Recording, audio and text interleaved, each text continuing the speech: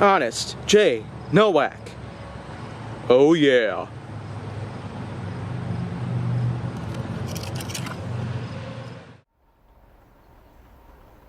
A pleasure to meet y'all at last, and welcome back to HJN. And now here on HJN, I feel like I should make myself clear about the situation here. HJN is definitely going to go down a pretty long pathway, and well, every new episode I make, I'm pretty much getting as close as possible. But seeing as the end is nowhere in sight at the moment, I feel like it might be best to just simply put, continue going here, making HJN episodes, probably even work ahead if I have to. Because as I've said before, I've done the math already, and I do have less than 1 full year to be able to get all the way through Season 1 with 752 episodes. But at the moment, I'm pretty much just going to hold off on all those thoughts right now, because what I'm going to do is I'm going to talk about reboots. Because some time ago was when a reboot of the famous horror film of the early 90s, Candyman, starring Tony Todd, would have been released. Now, whether or not it actually is confirmed to have been released, whether if it's theatrically or if it's been put on a direct-to-video sort of path, it's kind of unknown, really. There's a good chance that because theaters are actually starting to open back up, from what I've heard already, they might actually start playing Candyman then, but still.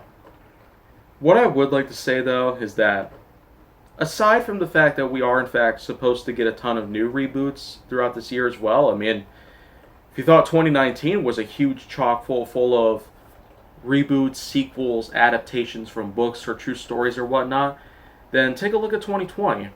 It's probably as big as 2019 is. I mean, we're getting at least 2 different Pixar films this whole year. And aside from all that, we've gotten ourselves a lot of, well, new additions to the lineup of 2020 releases. And in addition to that, we have some others that are going to be coming along. There's going to be Jungle Cruise. There's going to be a crap ton of new films out there. There's certainly a lot of prequels and sequels and reboots and reprises and the like that are all taking place here in 2020. I mean, it's become just as awesome as 2019 is, but mostly because the pandemic has wiped out a huge amount of time for theaters to pretty much showcase some of these new films. I mean, it's kind of hard to tell exactly whether or not we're actually going to be able to see them, any of them, from March to June, but nonetheless, I guess we'll see what we can do about that. Maybe direct-to-video releases might be their next best bet, but at the moment, why don't I just go ahead and talk about a few things really quick. If you've ever known about the film series Final Destination, which has been around since 2002, then, well, think about what happens when there's a 4th Final Destination film, and instead of calling it Final Destination 4, they call it The Final Destination. It's as if it was supposed to be a reboot or whatnot, even though it was only 7 years after the first ever film of Final Destination had been released. 7 years. I mean, that's way too early to make a reboot to a series like that, even though it was short-lived for what it was. But nonetheless, The Final Destination was actually a sequel. It was the 4th in the series at the time. And this was only 11 years ago. I mean, I remember it like it happened last weekend.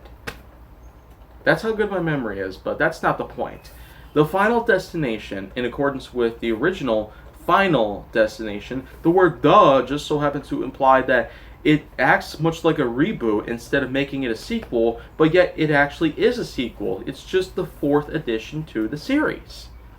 And in addition to that, I mean, Fast and the Furious had a similar problem, and there's also been quite a bunch of other franchises that have done the same thing.